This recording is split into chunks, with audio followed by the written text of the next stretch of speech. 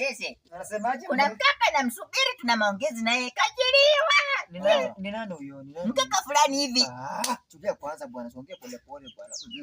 Mkaka fulani hivi anapenda kupiga luku kama Mwasikie bwana. Sauti ya gwara wewe. Mkaka fulani hivi anapenda kuvaa maluku kama msanii hivi. King. Huyo na msubiri. Sijui kafanya nini nyumbani. Unajua yeye anapenda zile sasa wanawake kazi. Tulikuwa na mazungumzo, si ndio? Pige ma story hapa hivi.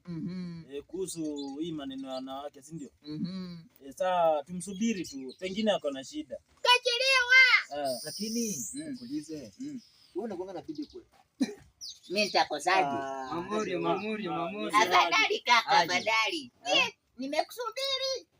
Unajua kuna vile bibi yangu hivi ni mgonjwa kidogo, sasa kuna kazi nimefanyanga hivi. Bibi yako ni mgonjwa. Na nimekuwa nikimpanguzia nyumba hivi kuosha. Kaka unaona? Kaka, Masese. Wewe unajua yale yenye tumeiongelea, nisaidie bibi kufua nguo, kuosha vyombo, kufagia kompaundi, nina wazimu. Kwanza nikuulize Kingwenu. Wewe unaendanga kazi?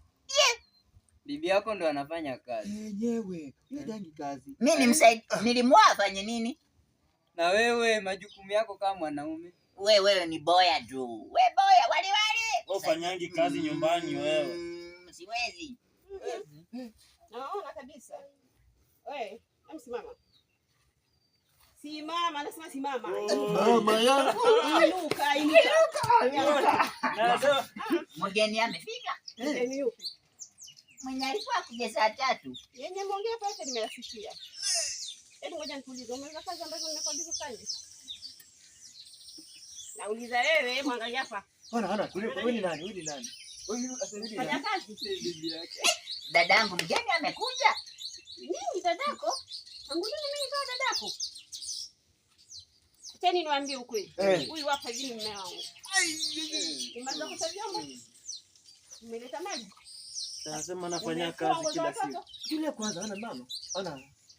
Wewe umesema anafanya kazi nyumbani. Mara anaosha vyombo, mara anafanya nini? Sasa haizi fanya kazi. Kumbe anaachia wewe kazi. Hata kazi ya juu za kazi.